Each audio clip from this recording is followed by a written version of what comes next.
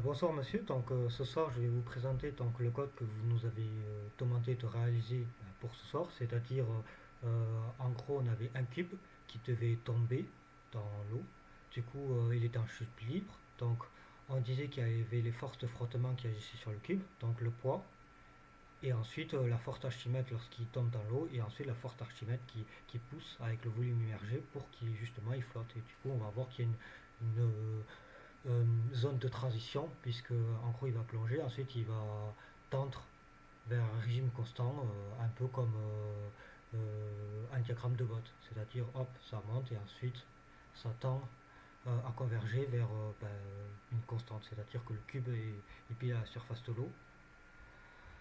Voilà, donc pour cela, vous nous avez demandé d'utiliser une nouvelle technique qu'on n'avait jamais vue en cours, donc c'est-à-dire la méthode des quaternions. Donc c'est une autre méthode différente que par rapport à la rotation de l'air ou la rotation par rotrique.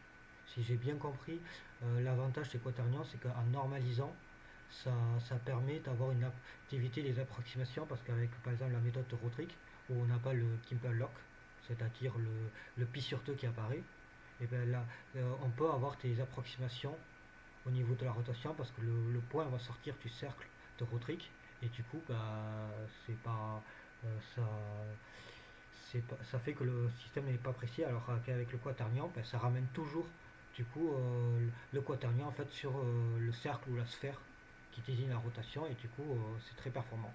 Donc ici j'ai la normalisation du quaternion.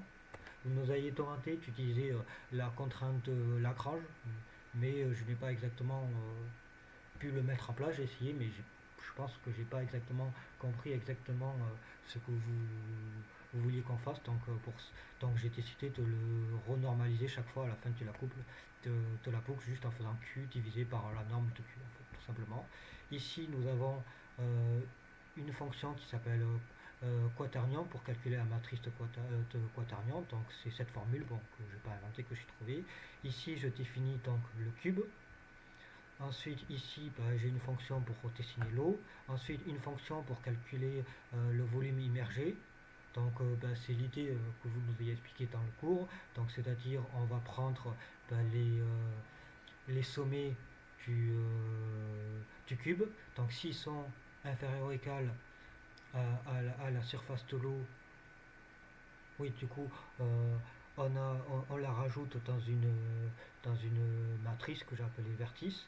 Et sinon, si elle est supérieure à la surface de l'eau, c'est-à-dire I2 est supérieur à la surface de l'eau et I plus 4,2, enfin je ne sais plus quel sommet exactement ça représente inférieur à la surface de l'eau, du coup là je vais utiliser la méthode la force de l'eau appliquée, enfin la force d'Archimède pour calculer mon volume immergé.